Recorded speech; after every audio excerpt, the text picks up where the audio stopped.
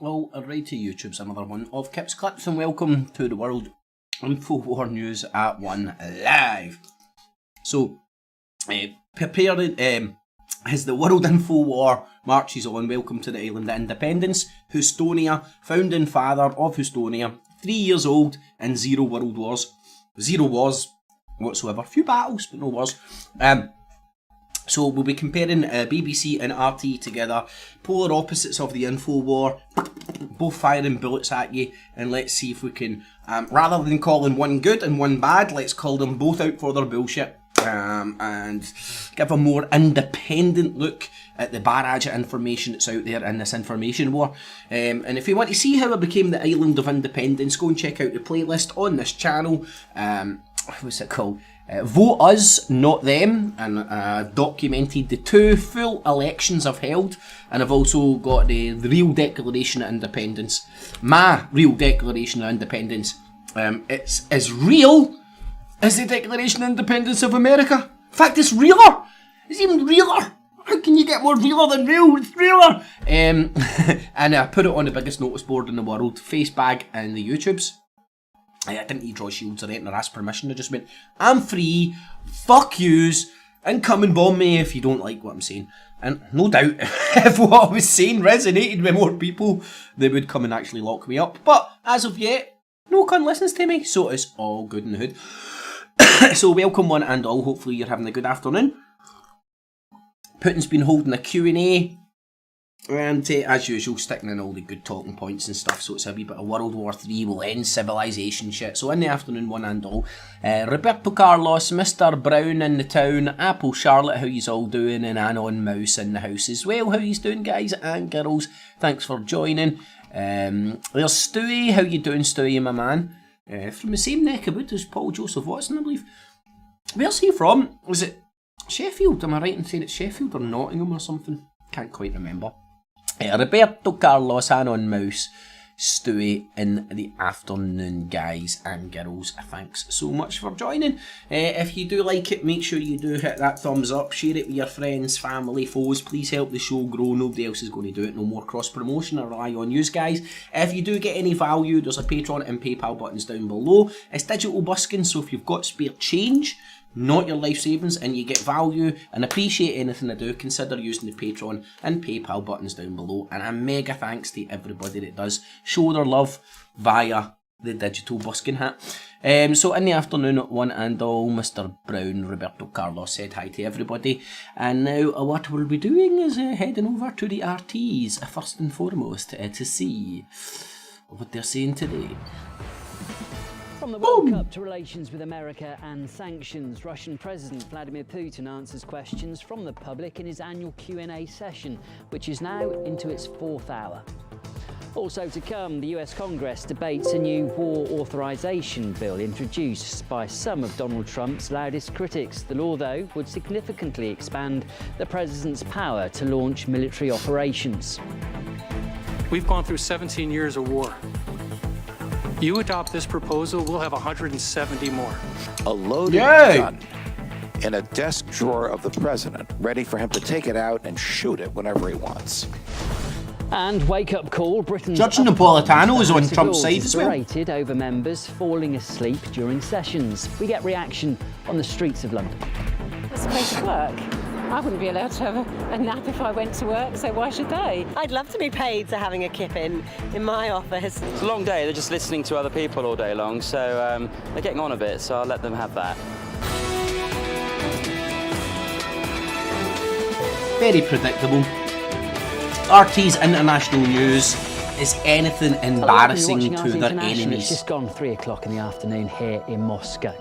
Now, the Russian president is currently holding his annual televised Q&A session with the public. Over 2 million questions have been submitted since the session began, and it's now into its 4th hour. The longest previous Q&A was in 2011, which went on for 4.5 hours. A 4-hour session? He must has also be been putting some of the issues raised to the politicians directly responsible. So let's get more details now from Murad Gaziev, who's been following what's been said over the last 3 hours or so. Murad, what are the key points then? Well, a lot of ground has been covered. We are into into our fourth hour now, and Vladimir Putin is an old hand at this. This is his 16th direct line. People from all over Russia can call in, can send texts, messages, video messages, asking questions. Most of the issues, of course, that have been raised were domestic ones, be they healthcare, salaries, pension age, working conditions, problems that people have had that they've been unable to resolve, and have asked Vladimir Putin to help. We've even had governors and local officials called into account live on TV by Vladimir Putin, a new format this year. But after they began the first hour talking about domestic issues, they switched to international issues, and one of them, of course, being the current tension between the East and the West, between Russia and the United States and its allies, this chasm that has developed. And one viewer asked Vladimir Putin what the chances of World War III breaking out are. You know, you can recall Einstein's words. He said, "I don't know with what weapons World War III will be fought, but World War IV will be fought with sticks and stones." The understanding of the fact that World War III... Good, we must need World War III then, because sticks and stones may break my bones, but names will never hurt me. Does that make sense? may be the end of modern civilization must deter us from extreme actions on the international... Armageddon Part Doom! We're all gonna die! scene.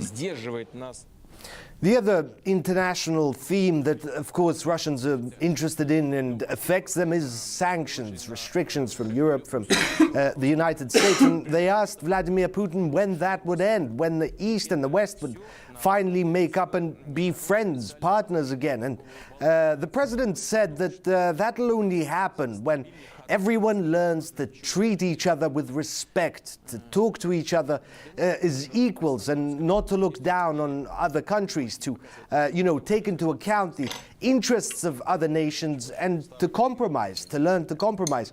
He said with regards to Europe that there is a greater and greater understanding that sanctions and restrictions aren't working. And Vladimir Putin pointed at the current trade war between Europe and the United States. He said that US tariffs on European goods aren't so much an economic measure as they are a political measure. Essentially, sanctions. One of the French government's ministers recently said that the US shouldn't be allowed to become the economic policeman of the world, and he spoke about it publicly. The former German Minister of Finance publicly said that Germany hasn't been a fully sovereign state since 1945. Everybody can see what's going on, but probably our partners thought it would never affect them. That kind of politics is counterproductive, a politics of limitations and sanctions. I don't know about you, but according to RT, Putin seems to be saying all the things that I want to say when I want to say it. It won't break under pressure, be it sanctions or restrictions or political pressure, that Russia would continue. I wonder if he'll borrow one out of Trump's playbook, and tell us that he's going to tell us who done 9/11. I Putin, that's a good one. Tell us you're going to solve the 9/11 riddle. That'll be good. That'll get Mike Rivero sucking and shining your balls a wee bit harder. He said that he's seen the Russian team play over the last few years, and their performance hasn't been stellar, and he hopes that they'll surprise everyone, that they'll perk up and show what they've really got. He also he's into now his fourth hour, but you mentioned earlier that the shortest Q&A session was in 2001, where Vladimir Putin went on for 2.5 hours. 2011, it was 4.5 hours, and this time around it certainly is looking to be one of the longer ones, but we'll see how much energy he has this year. Yeah, it's just gone on, hasn't it, for 3 hours. Maybe he'll push it for another hour. We'll wait and see. Thanks, Murad. That was RT's Murad Gazdiev. Oh, he's so strong. Look at the stamina. Now, we'll go back to the World Cup because it is just around the corner, and football fans are already guessing who might make it past the group stage, as is RT host and star coach. Happened behind the scenes when he was... Now, the US Congress is about to decide whether to widen the war powers of Donald Trump. The new bill does allow the president to decide whom and where to fight, with critics fearing Capitol Hill is actually formally giving away its controls. The bill met with fierce resistance too on Wednesday. We've gone through 17 years of war. You adopt this proposal, we'll have 170 more. A loaded gun in a desk drawer of the Wasn't it the president, music ready in the for him to background? take it out and shoot it whenever he wants. And it will put war making on autopilot. Do I want my I don't think this would be half as dramatic if it didn't have the pure dramatic music in the background. 16-year-old going to war? I think there's a ghost round. He's coming to. You know, that kind of music puts you in, reminds you of every sort of a suspense thriller situation you've seen in the Hollywoods and stuff. Now RT are using it on news. I'm surprised they've not got a wee rapper in there going boom, boom, I don't think you're stupid, so I need to rap to you the news because I know you can't understand it. I practiced that rap earlier. Eminem's on the blower, man. He wants it. Against Al-Shabaab in Somalia. My boys have never lived in a country that has not been at war, both of them. My son probably can't find Somalia on a map, and probably very few people even in this room know who Al-Shabaab is. Kane Corker Path. You get Al-Shabaab down the kebab shop. Everybody knows what Al-Shabaab is. It's like a fucking... It's like Big Al with a kebab. Al-Kebab. Al-Shabaab. And there are no limits on war. Let it be known that there were at least some of us who warned. You get a hell of a The Jew new flow bill going on, seeks to isn't it? replace the 2001 War Authorization Act. Among other things too, it grants the president the right to include new groups on the terrorist list without informing the public.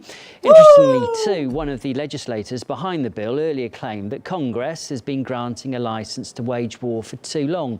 Some US media have scoffed at legislators though, saying they don't even know what's in their own bill. And despite the bill extending the president's war powers, here's what the bill's authors think about Donald Trump.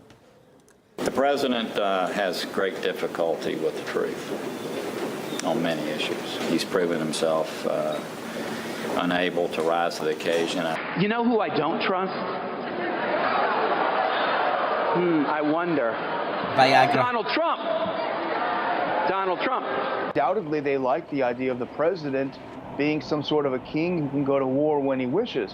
What a disconnect. Here you have these two and many others in Washington calling Trump a mentally unstable and all sorts of even worse things. And then you want to give him the authority to go to war when he wants? It's crazy. War is what Washington is made of.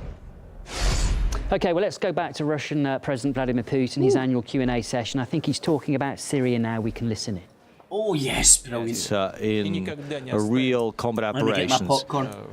That's related to losses. We would never forget those losses, and we would never forget about the families of those who died in Syria. But that's a noble cause.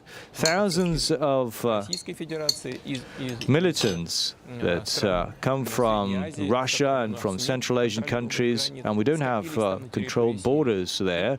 They were out there in Syria, and it was best to destroy them out there in Syria than to fight them here. And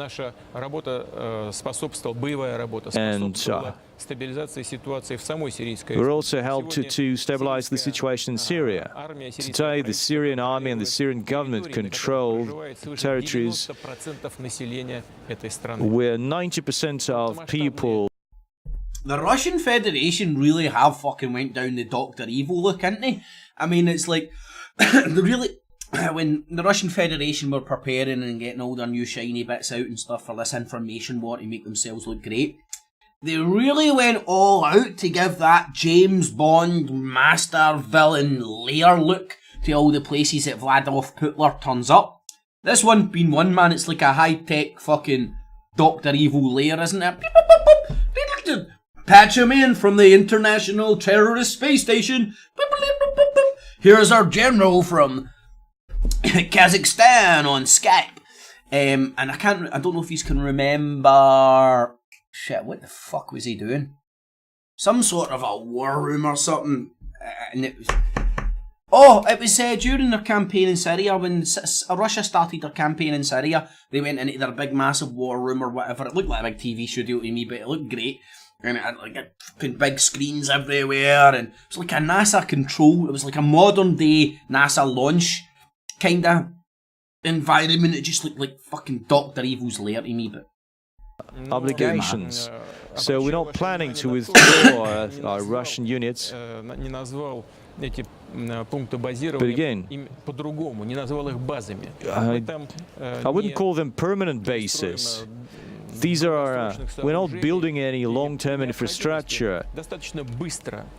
So I didn't call them military bases. It's just temporary installations. With no additional cost, would be ready to withdraw our troops in a prompt way. But so far they are there. They are protecting our interests there and protecting our economic interests there. Mr.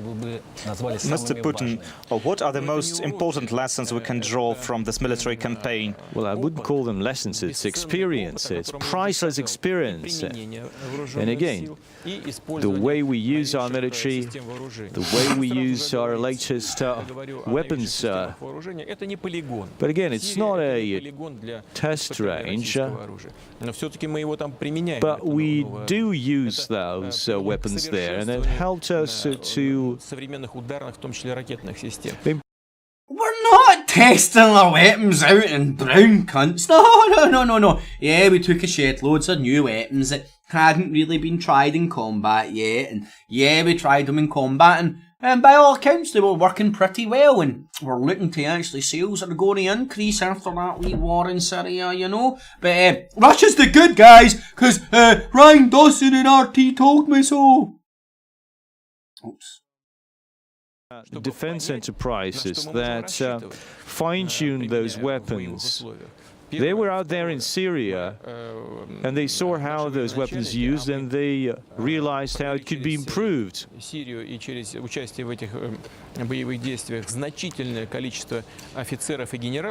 A lot of generals and army officers were out there in Syria, and they realized what a modern military conflict is all about. What are the best ways to coordinate the... You'll get the highlights of this later, man. Honestly, I just get the idea. Putin's got a stage and he's using it. Make himself sound great. I'm sure he's a great man. Mike Rivero tells me so. I just don't like any leader of the world. Anybody that hangs themselves over other people. Who's this? Environmental. Okay, we're just listening in there to Vladimir Putin. She was telling the truth, I'm sure of it. The public, he was talking about Syria. She's not telling the truth. That, Russia has two military installations there, a port and also an air base, and they will remain, and they do remain under international law. They have approval under international law. He says that they are there to protect Russian interests and also economic interests, and he also talks about Russia's new weapons too, and how he believes that everything is on track, and those new weapons will be commissioned and given to the military soon. So that's the latest there from Vladimir Putin's Q&A session. Now let's go to the UK. Well done, Putin. Because greatest statesman the in House the of world. Lords there has been stung with a new memo on their transgressions. According to media reports, the list does include shouting, audible... Right. Russia, fuck off, man. See the problems that Britain's got with its House of Lords? We'll deal with it. We don't need you shoving your big fucking vodka-rid nose into it and telling us how the stupid shit that goes on in the House of Lords. Why don't you show us pictures of your Duma and all the rich fucking white cunts in your Duma sitting sleeping during sessions as well, which, if you go and trowel about, you will find. But nah, that isn't RT's job. RT's job is to find stories that will embarrass Russia's enemies and propagate them. Right? Mike Rivero, what a telling... This guy, man, keeps showing himself up. For somebody that's meant to be intelligent, the shit that keeps coming out of his mouth is un-fucking-believable. He was talking about propaganda. He's like, why don't you just call it what it is? Lies. No. Propaganda doesn't have to be lies. You can propagate a message to incite somebody. Doesn't have to be a lie. Celtic fans stink. I ain't lying. I'm not lying. if I bounce into a Celtic supporters club wearing my Rangers top and remind them of that, it's true. The tooth fairy told me it's true. But it might provoke some of those Celtic fans to beat the shit out of me. And what am I going to do? Turn round and go, look at these big bad Celtic fans. I was only exercising my freedom of speech, talking politics, and they wanted to batter me in. They're such hooligans. Nah, it was a very predictable consequence for going into a Celtic shop, wearing a Rangers top, and poking them with a fucking stick by reminding them, you can tell we're a smell. Anyway, sorry, let's go around London and tell embarrassing stories about our House of Lords. Not guilty. Not guilty. What about carry out legislative work to make good laws. We are exasperated and for some of us, exhausted. Oh, listen to the music. This isn't the normal life of a parliamentarian, staying night and day. We're not trying to tug on the look, I'm on a unicycle. This is not a good way of legislating. Well, during his first year in office, Emmanuel Macron has introduced new legislation in various spheres, from education to the rail clown sector. music's finished. Some of the National Assembly sessions have lasted. Right, see if there's something pretending to be news, and they're telling you facts, and they're playing dumbed down fucking music behind it. Ding, ding, ding, ding, ding, ding. Your alarm bell better be going off. Here, hold on, is it what you're telling me not like enough? Do you need to play clown music in the background? Do you need to build the suspense like they do in Hollywood with creepy, eerie music just in the background?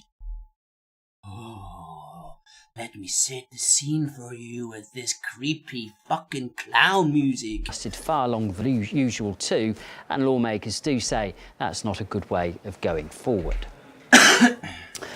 French lawmakers are debating a new law on fighting fake news too, and the bill has been criticised as an attack on freedom of speech, but it's been enthusiastically promoted by the French President Emmanuel Macron himself as RT's. Fuck's sake, and everybody in the alt media, Mount Rivero and Alex Jones, we're not fake, they're fake, we're real. No, you are all just a bunch of fucking liars in the information war. Every single fucking one of yous. And what they're trying to do is shut down the other info warriors on the opposite side. You know, the other soldiers. Do you realise, by rhyming and repeating RT's pish, you're becoming an RT soldier. You're in the info war. Anyway, so now we've got them pointing at France. And the anti-fake news that France is bringing out. Now, everybody was freedom of speech, you know. This is the establishment in France fighting against the information war that has been very successful, propagated on France, Germany, the UK, America, by outside entities, by a different criminal cabal wanting to take over that turf. And the two criminal cabals, because not one's good and one's bad, they're both fucking scumbag motherfuckers who don't want to do anything good for you. They're fighting for your fucking slave wages. And it's just two sets of liars. He's fake, no he's fake, no he's fake. Okay, you're so fake, I'm going to write a law saying how fake you are. That's no fucking real, innit? No? You've got people actually telling you what's real or fake news and all that now. Alex Jones, UK column, and it's so funny, they just kind of go, ha ha ha ha, we must be Russian agents. Well, you've got Putin's cock down your throat. I'm pretty much sure your jobbies are getting a bit white with fucking Putin's spunk. The amount of fucking, the amount you're bumping your gums talking that guy up. Well, and again, I'm anti-censorship of all sorts. That's why I want to be able to call out these ball bags for fucking using memes, fake news, real news. We're real, they're fake, to try and mind melt you into not understanding what's going on here. You're getting caught in the crossfire of the information war. Take yourself out of the information war, bounce into the island of independence called Houstonia. Check out my playlist. Vote us, not them, you'll see how I done it. And you can see the info warriors on both sides firing fake bullets at each other. Boo, boo, boo, boo, boo. And two of the biggest targets on the opposite side of Russia today is CNN and BBC. Now, I don't like CNN. I'm no fan of CNN. I'm not on their payroll. I'm no fan of the BBC. I'm not on their payroll. But when I see a big collective network that all they do is constantly tell you, oh, the BBC's lying. Oh, CNN's lying. Well, hold on. Have you got a Russia Today t-shirt on? No. Well, that doesn't mean that you're not propagating their shite. Let's get a nut job. Some news. Woo. About my opposition to the waka waka waka. We believe that the Iran deal is an opportunity for a certain time. It's better than what we had before. Along with France and Germany, the UK continues to believe that is the best route to preventing Iran from getting a nuclear weapon. Well, despite this unity among European leaders, some EU companies and institutions are actually playing to a different tune. The European Investment Bank, for example, seems to be siding with the US, as RT's Daniel Bushell explains. EU solidarity, nothing but a house of cards. After Europe giants from energy behemoth Total to the makers of Peugeot and Citroën admit they're scrapping billion-euro Iran projects, et tu, Brute? The European Investment Bank, owned by, yes, the 28 members of the EU itself, insists it, quote, supports the EU, but ignoring sanctions is incompatible with its status. Of course. And it gets worse.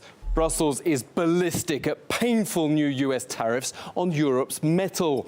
However, some see all this as a cunning plan.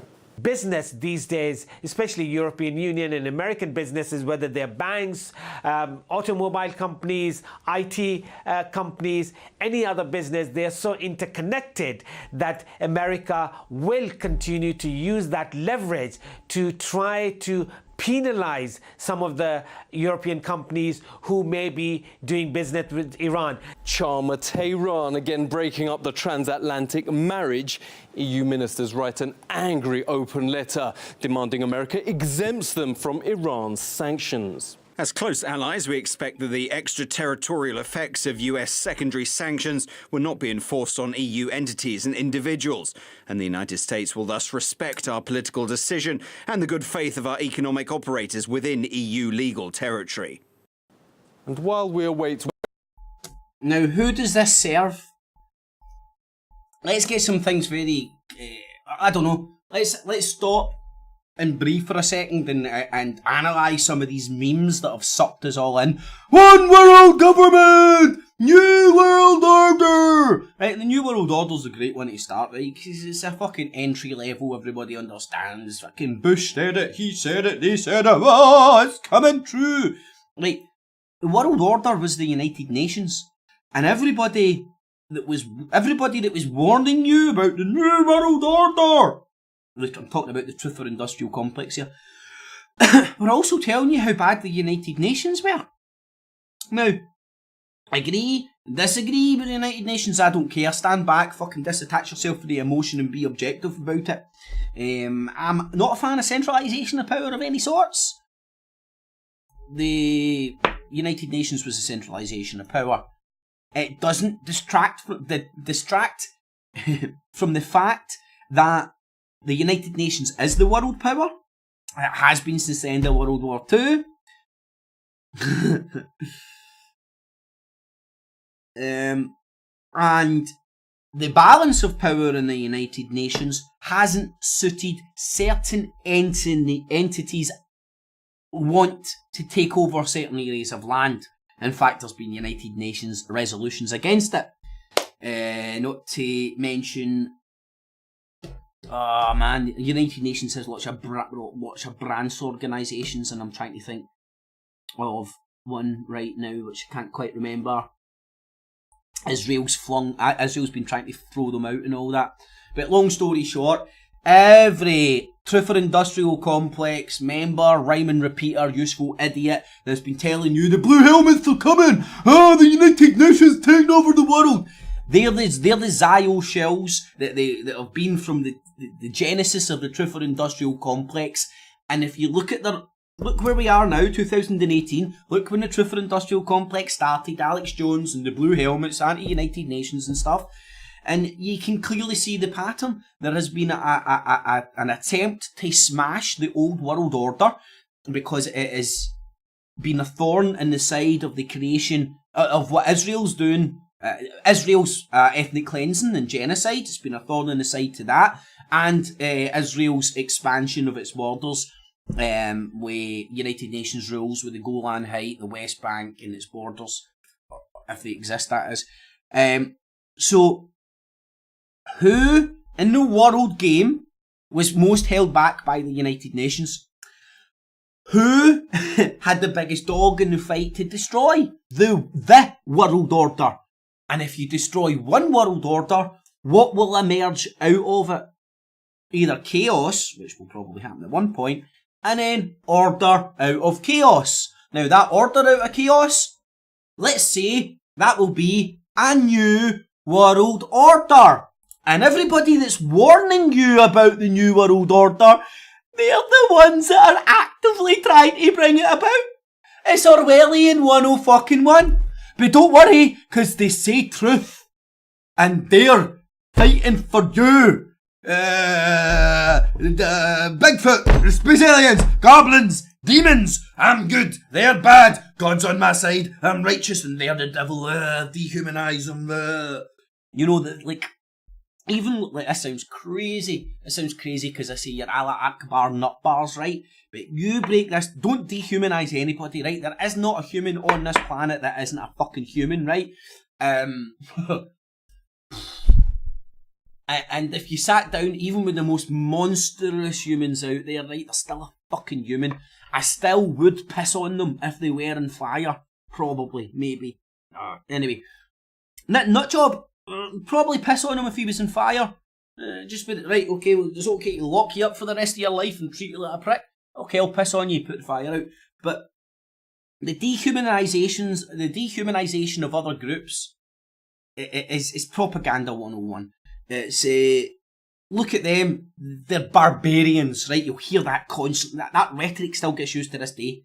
They're barbarians. Now that was a way back then to be able to go, oh, the people we were killing, they're not human. They're subhuman. It's okay to kill them. They're not us. They don't believe in the one true God. They're not in the same book as us. And then that allows, that makes it more palatable for the masses to go and destroy that entity. And that's what you'll constantly hear from all these actors.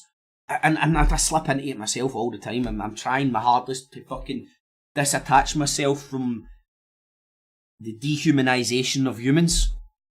It's not, it ain't big, it ain't clever. People can be as stupid. People, unfortunately, there are really stupid people out there, right? There are people with, you can say, low IQs, or just stupid, or just dumb, whatever fucking word's palatable to you.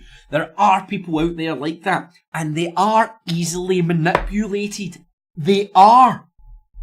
And this is what we're witnessing. So even your Allah Akbar nutbar cunt that's running up and blowing himself up, you're thinking, saying to yourself, he's a monster, he's not human, how could he do that? That guy is dumb. He's been convinced that what he's doing is right. And I think it takes a human to fucking recognise another human that's whose head's been turned to mush. Anyway, it's just my point about all this dehumanisation of other people. Liberals, find a cure. Mark Dyson, fucking ballbag Bostock, man. Demonising other human beings because of their programming that they've went through. And listen, I know I'm a hypocrite, man. Big fucking style, man. I've been doing it for fucking ages, and people go through my channel pointing me being a hypocrite. This is something recently that I have realised watching the shite on the fucking YouTubes and whatnot, and then trying to go, well, hold on a sec, I'm actually doing the exact same shit that I'm seeing news people doing. I wouldn't have recognised it in myself if I hadn't recognised it there. That's what true fucking looking in the mirror really is. You don't understand you're acting like a prick until you see the behaviour you're exhibiting. shown to you, that guy's a prick for acting that way. Oh, fuck, act that way. It's called self-realisation, learning, constantly fucking growing. Being open and honest with your fucking self, first and foremost. If you can't be honest with yourself, you're fucked. Oh, the tooth, Tommy Robinson tells the truth. Fucking hell, mate. Look yourself in the mirror and answer some of your own questions you're scared to ask about yourself before you start bouncing about saying Tommy Robinson is telling you the truth. Anyway, I digress. And I'm talking to myself when I say this. See, when I'm actually looking myself on the camera and saying this. Stop dehumanising humans. There are no humans out there that are subhumans. And don't now people go, you're sticking up for paedophiles and all that shit. Nah. For whatever reason, those dicks do that shit. I think it's been accepted by society for some time. And that preying on innocence, and especially the innocence in children, is unacceptable, and that natural law will take care of that. You know what I mean? If you had a big group of monkeys and fucking another group of monkeys came in and started beating the kids over the head with a club, the fucking monkeys would jump on them and kick the fuck out of them. Right? The natural law. Monkey law. Anyway, I'm talking shit. Washington's reaction. There's the small matter of Friday's G7. Or is that G6 plus 1? It will be a G6 plus 1. The United States have decided to raise the tariffs on steel and aluminium. That decision is unjustified. This is very unfortunate. It is unfortunate because it will cause a lot of damage to our steel and aluminium industry. It is unfortunate because this is further weakening the transatlantic relations. The European Union wanted to avoid this situation.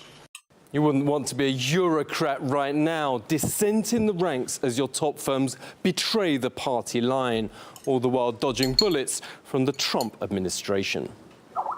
Daniel Busher reporting there. You're watching RT. More news in 2 minutes.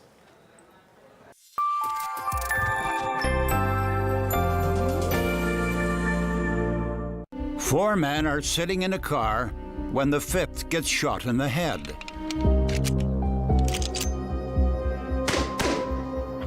All four it's just strange. Of what it's strange, and as soon as the Ken O'Keefe situation died down, there's no way he could have done it. There's no possible way, because bullets do not shoot around a corner.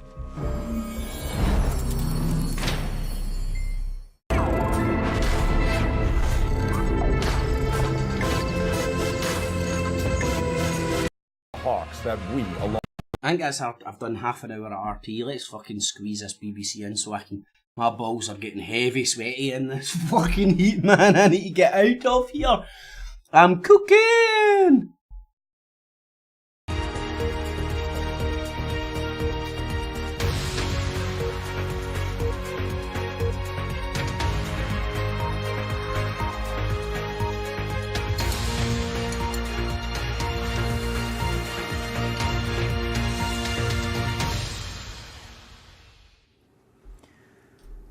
Another blow to the high street as House of Fraser says it plans to close more than half of its stores with the loss of around 6,000 jobs. Its flagship on Oxford Street is among the 31 stores earmarked to shut as part of a rescue plan. There is a tsunami of challenges that have come towards retail over the last 5 or 6 years.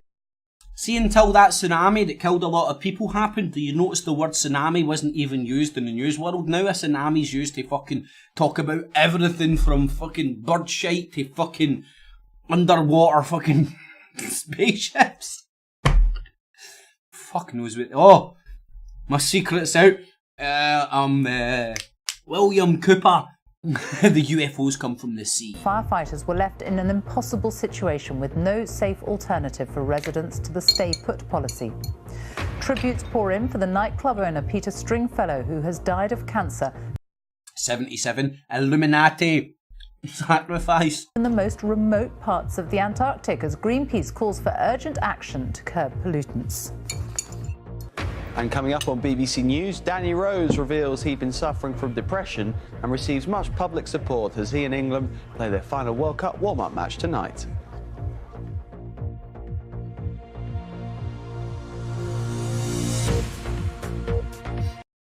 I want to be depressed like that cunt. I'm only getting 200 grand a week.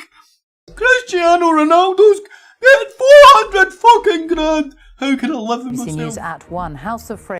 I mock, but like even the people with the biggest amounts of money, it's hard to perceive when a lot of your depression, a lot of your perceived feeling shit comes from lack of fucking resources to do shit. I mean, people have all the resources in the world to do stuff.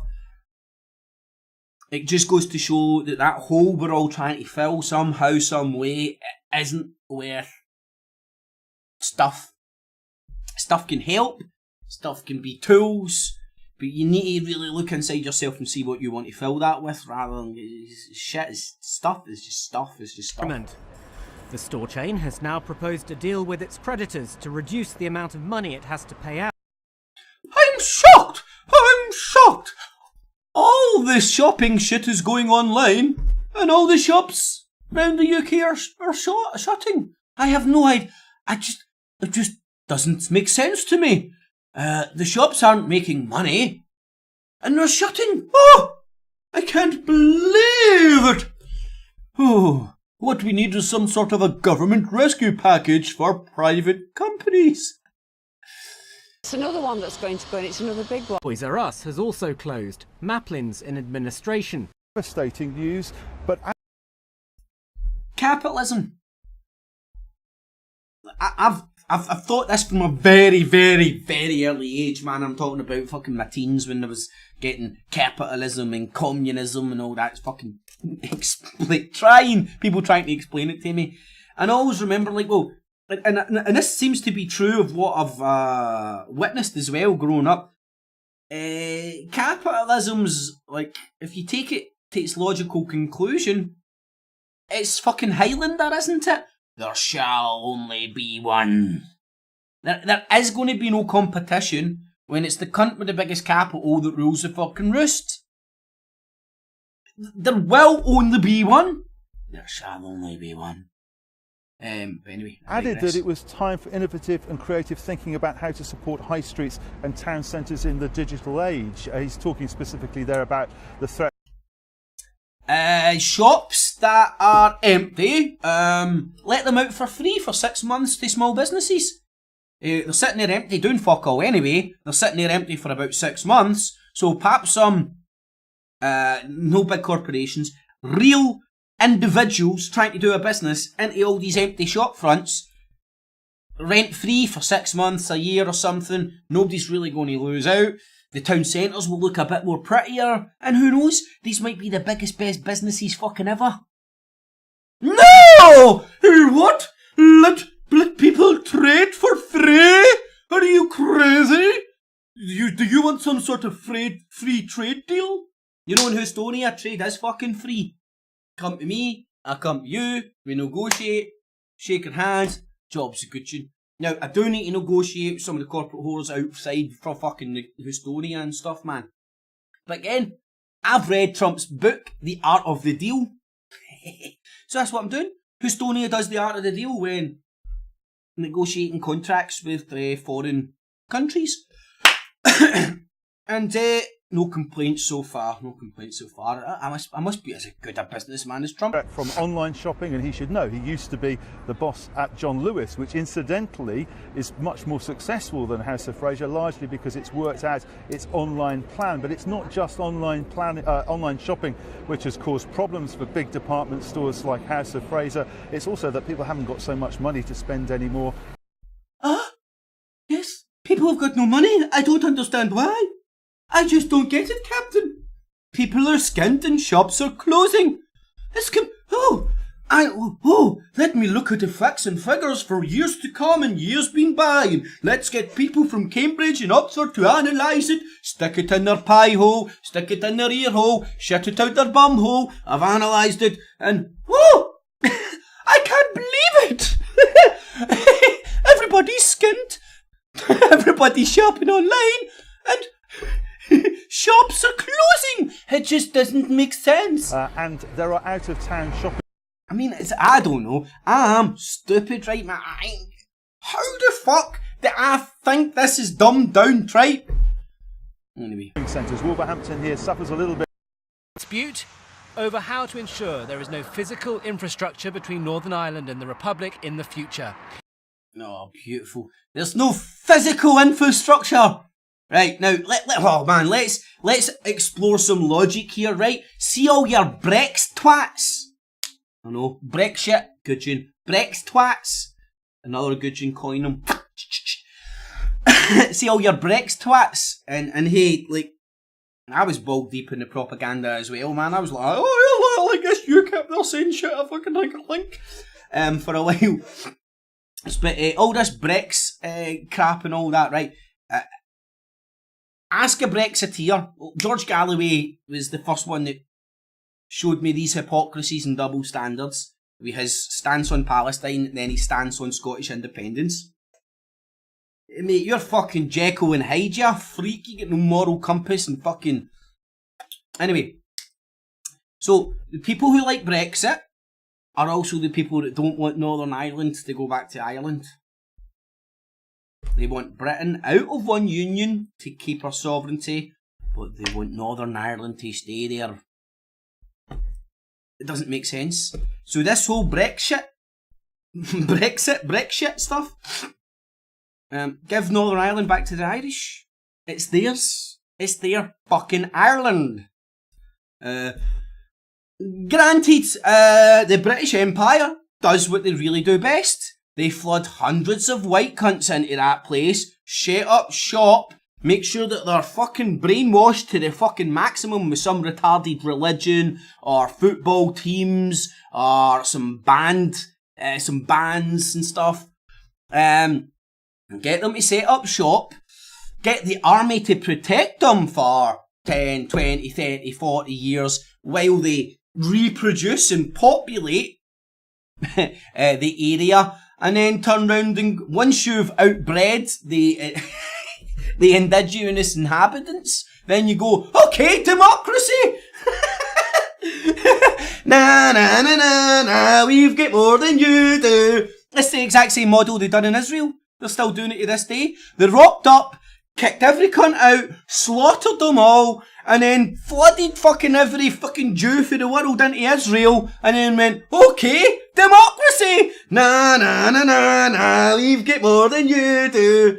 I mean, it's a fucking joke. It's a fucking joke. It's a giraffe.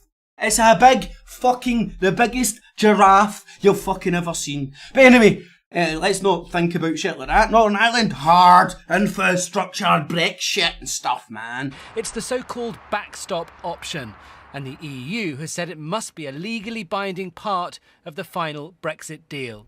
The backstop is there to prevent a hard border if the UK and EU fail to strike a trade deal that avoids new checks.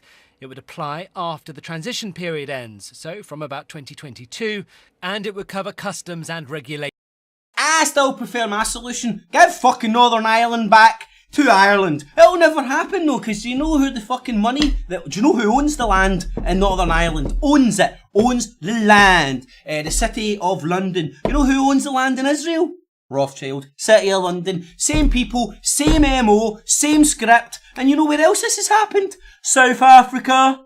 South Africa. Stay tuned next... In fact, I'll show you right now, man. This blew me away. Nope, that's not going to work. Wrong button. This is me setting up for next week's Not the No Agenda show. And as I do, I've just got a wee folder here with wee bits and bobs. Let me get myself sorted here for 1 wee second so I can do what I want to do. Right, so what am I looking at here? South Africa agenda, right? If you've been watching the InfoWars Nightly News for some time, you will be aware the South African agenda that's been getting propagated from independent sources.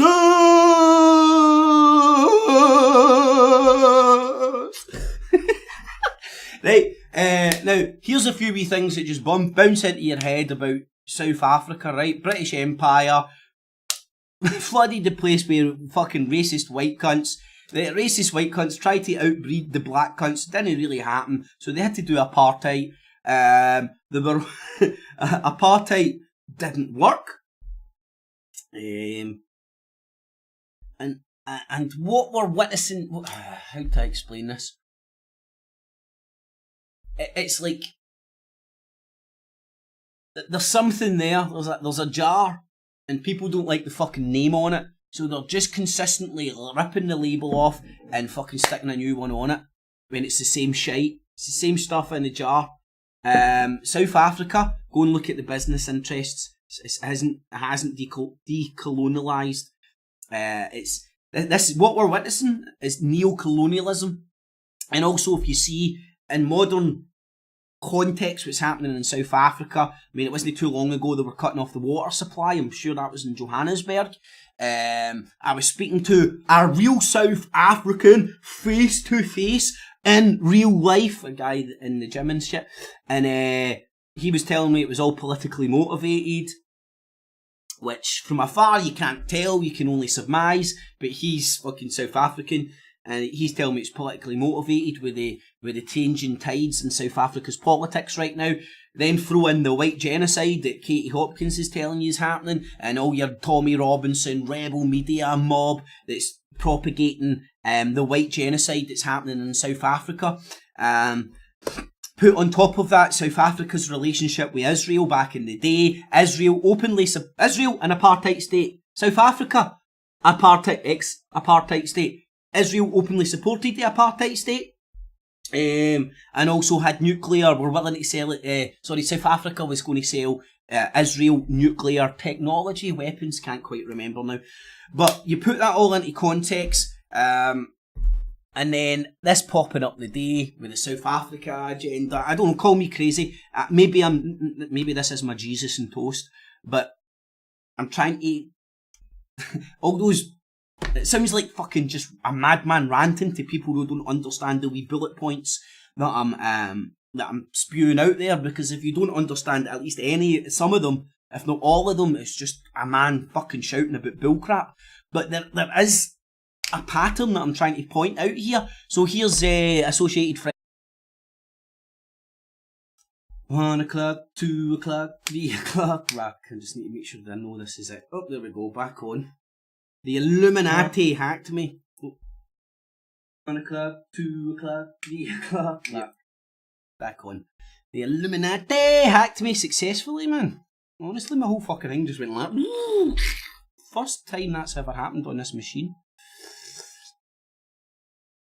But anyways, I just need to push some buttons.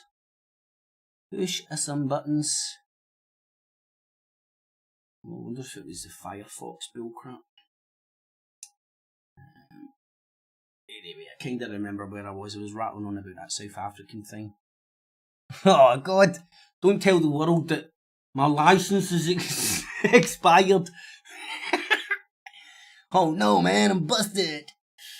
Right, hold on. I need to push some buttons here. Please don't bury us, I've got you running. Oh, my fucking license is expiring all over the place here, man. It's fucking harder to get free shit nowadays, I'm telling you. Running from myself no more. Can't you see her running from... I don't know, I love that tune. Right. See, it's South Africa's DIY diamonds, right? Shit. 77-year-old. I think I was trying to do a few bullet points about South Africa, the relationship with Israel, the fact that the both entities were bastard spawns of the British Empire, right? The city of London, right? That's exactly what they were. What's exactly what they are, sorry, not what they were. Now, if you listened to me the other night trying to explain how I think the Jews fit into all of this, I don't think the Jews are at the top of the pile. I think they were used back in the day because they were good, because they were fucking small, a minority that could get a gun to their head and controlled, and they were used for their good abacus skills, their good abacadabrous skills. Abacadabra. Abacus. Anyway, skills, that's what I believe. And I don't know, call me what you want, but I think it's well known that the Jews kind of have a monopoly on the diamond trade. Now, the diamond trade worldwide as a commodity isn't the most lucrative one. Some would say that is gold. And gold would have been what your kings, queens and orders might have wanted back in the day. I say, I don't know, stick one out there. And your Knights Templar, you know, they don't love arches and gold. Knights Templars love gold. Knights Templars, the Ark. Noah's Ark and the Ark. Anyway, and then what does the McDonald's sign? 2 big arcs made out of gold. But anyway, I say no more. So, my contention is that the Jews were given the diamond trade, just like I believe the Knights Templars control the gold trade, the gold and silver trade, and all those things into context, all those bullet points I put there into the picture of what's happening in South Africa, and this just came out today, and it only took me like maybe 10 minutes to scratch beneath the surface of this shit. And Clara might say was a zama, the South African word for an illegal diamond miner, until the government's recent landmark decision to begin decriminalising the practice. The country was built on mines, both legal and illegal, and although a legal permit has made her life easier, Clara was never scared of being. Oh, so you've got a permit now, right? So they couldn't control the illegal trade, so you can't beat them. You fucking control them. Right? So let's see who's kindly offered to help out all these poor down and out illegal diamond miners. Yeah. No, why would I be afraid? The land belongs to us black people. I can't be scared. We already voted for Mandela. Why do he get the person who's translating into English? So why did he get the English one that sounds so African you can hardly hear them? Clara, a former domestic worker, was arrested 7 times in the past decade for daring to do the back-breaking task of solo mining while bringing up 11 children and several grandchildren. Woo! She is one of 800 miners based outside Kimberley in South Africa's Northern Cape province who have been given permits to mine a 500-hectare piece of land owned by a formal mining outfit. Oh, wow! Who is this lovely big white bastard? Oh man, what fucking sun factor do you need to use in your homeland, you prick? Yes, I think it's been a long time coming. Yes, and get Klopper of the Petra Diamonds. Get Klopper of the Petra Diamonds. I think it's something that we always envisage. We always envisaged as Afrikaans. It should happen in the longer run. Deputy Mining Minister Godfrey Willifant has made legalising. Willifant! Wow! Has he got a willy? He's not got a willy, he's got a willifant. Wow, man. Man, that's a fucking costume and a half. And you could go out at Halloween dressed as a willifant and, you know, just get your... Hold on, I can't do it. Some guys out there might have done this as a joke at some point, but you turn your pockets inside out and you've got a willifant. Sorry. My fucking mind there completely went off. Get back to the politics. Back to the politics with the willifant. Small-scale miners like Clara, his pet project, believing it will help fight mining crime and exploitation. When we gave them license, you could see the sparkle in their eyes. When we give them license, you can see the sparkle in their eyes. They were like, what the nigga, what? You's a hustling bitch. You could not stop them? All we want to do is control them, so that at least we're making a little bit of their pie. These fucking bastards were fucking making profit all for themselves, so we seen the sparkle in their eye. The sparkle in their eye was because we stopped giving them black eye. Black eye as in punch, not as in black eye as in black as in racist, okay? Got me? Good, okay? This is for the poor people's best interest. Yes, licenses are always for the poor people's best interest. You get me? Got me? Good. Alright, house nigga. What up, my house nigga? Trade and deal with diamonds, you could see that you brought about a difference Yes, the stupid little pissants were like, whoa, we love the crumbs off the table. You stole our land, you take our diamonds, you take everything, and you give us a license to crawl about in the dark. Woo! You gotta love this shit. And you rock up with this fucking house nigger like that. Woo! Hey, don't blame me, I'm black. Hey, look, do you see I'm black? I'm black and I'm black and I'm black, y'all. I'm black and I'm black and I'm back, y'all. Positive difference in the lives of people. So that's why we're excited. Yes. The mining companies raping and pillaging foreign lands. And we have a positive thing in the communities. Oh man, it gets better. Stay with me. Just Elisa Lowe, milking a this for the fucking shits and mother giggles. of 5 who joined the Zama Zamas in 2013 Zama, after Zama. divorce, is another community member benefiting from decriminalisation. Before the law changed, she mobilized. Yes, I was once a criminal. Now all I have to do is pay the government to do what I was doing before, and now I'm not a criminal. It makes perfect sense in the world of fucked upness. Yes, once I was a criminal, then the government said to me, pay me money and you're no longer a criminal. Okay, I say, okay, Misa, Mosa, 3 bags full, sir. Can I now dig in the dirt for free, Misa?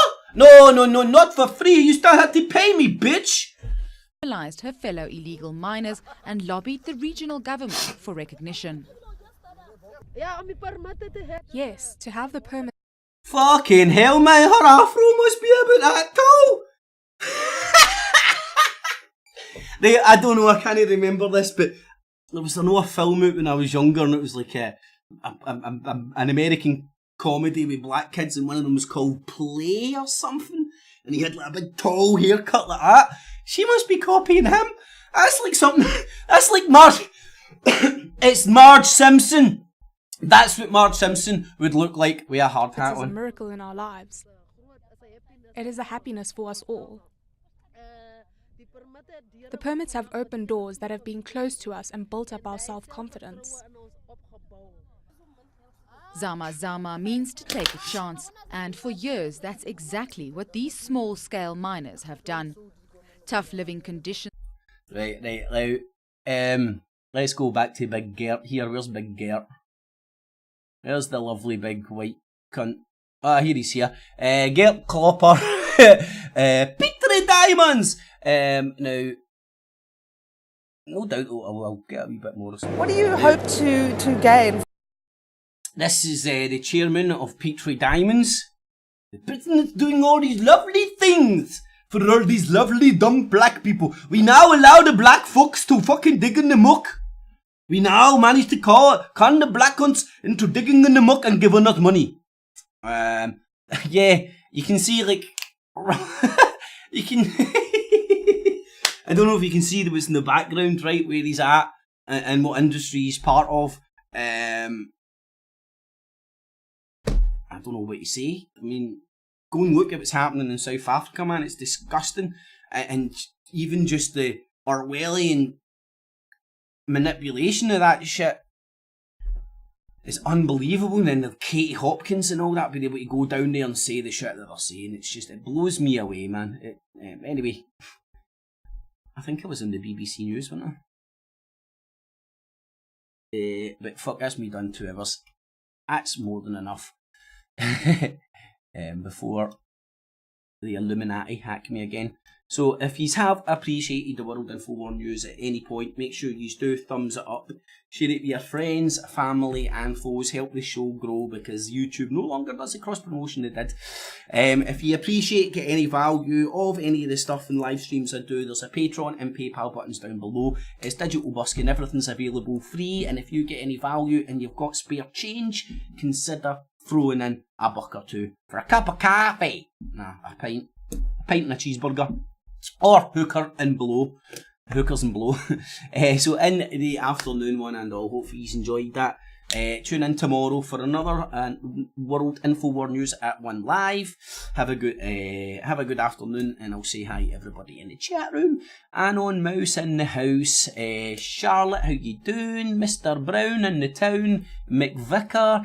Alex Jones, Zionist Shell, how you doing, guys and girls? Flying Irish, how you doing, my man?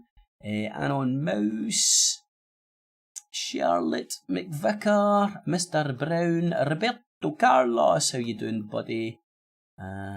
Myself when I fell out. Truth Freeze was in earlier as well, and Mr. Brown, so I think because it crashed or whatever, there isn't too many people there, but hopefully I've managed to say hi to yous all. If I haven't, the Illuminati has you're Illuminati. Anyway, have a good afternoon, everybody. I'll catch you back here tomorrow. Shit, everything's shut down. Forgot about that. I'm not all set up because of the system failure, but anyway, not to worry. I'll catch you back here tomorrow afternoon at 1 live. Keeps clean.